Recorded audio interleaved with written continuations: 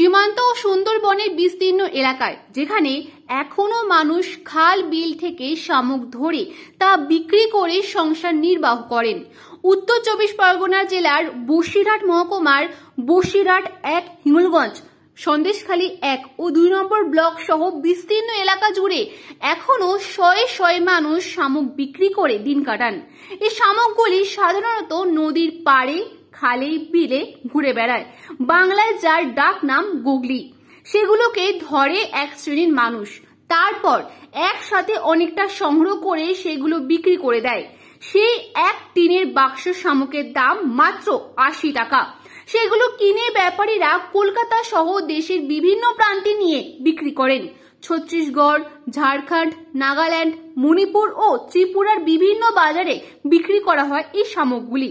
সেখানকার আদিবাসীদের মধ্যে এই শামুকগুলি যথেষ্ট জনপ্রিয়। আদিবাসী তথা উপজাতি সম্প্রদায়ের মানুষ এগুলো খেতে বেশ পছন্দ করেন। অনেক উচ্চ মানের গুণযুক্ত শামুক বিক্রি করে এই প্রান্তিক মানুষেরা দিন কাটাচ্ছেন। ব্যবসায়ীরা এদের কাছ থেকে কম দামে নিয়ে গিয়ে চড়া দামে ভারতবর্ষের বিভিন্ন রাজ্যে এবং বিদেশে রপ্তানি করে। সুন্দরবনে এমন এই শামুক বিক্রেতার কথা শুনুন। মানুষ হাঁস মুরগি সব এরা খাওয়া দাওয়া করে, আমাদের মানে বেচাকেনা করে খাইতে আমাদের। কত করে দাম বেচেন? ওই 80 টাকা টিন দিই। আর এইভাবে ছাড়া তো উপায় নেই তো আমাদের, কাজকর্ম নেই। এখন সংসার চালাতে কতটা অসুবিধা হয়?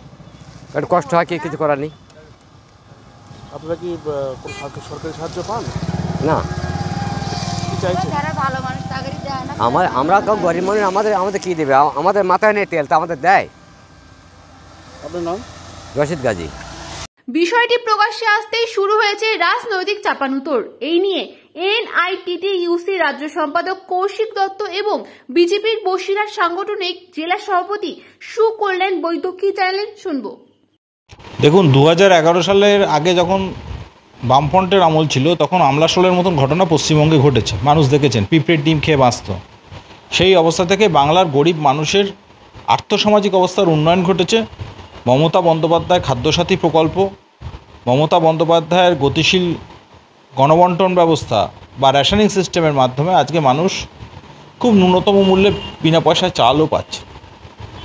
সুতরাং বাংলায় আজকে খাদ্যাভাব হচ্ছে একথা কেউ বলতে পারবে না, চরম নিন্দুকেরাও বলতে পারছে না। এগুলো বিজেপির প্রোপাগান্ডা।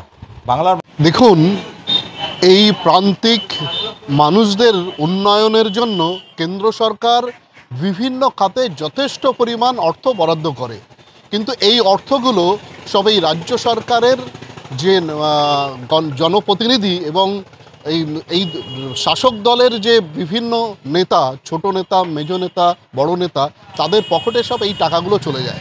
যার ফলে কি হয়, এই সুন্দরবন সংলগ্ন দীর্ঘ এরিয়া সন্দেশখালী, হিঙ্গলগঞ্জের মানুষ বঞ্চিতই থেকে যায়। সেখানে ডেভেলপমেন্টের আলো পৌঁছায় না, যার ফলে তারা বাধ্য হচ্ছে ওইভাবে একটা অন্তজ জীবনযাপন করতে। এখানে সরকারের এই তৃণমূল সরকারের যারা জনপ্রতিনিধি আছে, সে পঞ্চায়েত সদস্য থেকে শুরু করে, পঞ্চায়েত প্রধান থেকে শুরু করে, বসিরহাটের পশ এরিয়ায় বড় বড় বাড়ি হচ্ছে, তাদের ফ্ল্যাট হচ্ছে। কোথা থেকে আসছে? এই কেন্দ্র সরকারের দেওয়া এই অঞ্চলের ডেভেলপমেন্টের যে টাকা, সেগুলো তারা পকেটে পুরে তারা এখানে এসে বড় বড় বাড়ি করছে, রিল্যাক্সে জীবনযাপন করছে।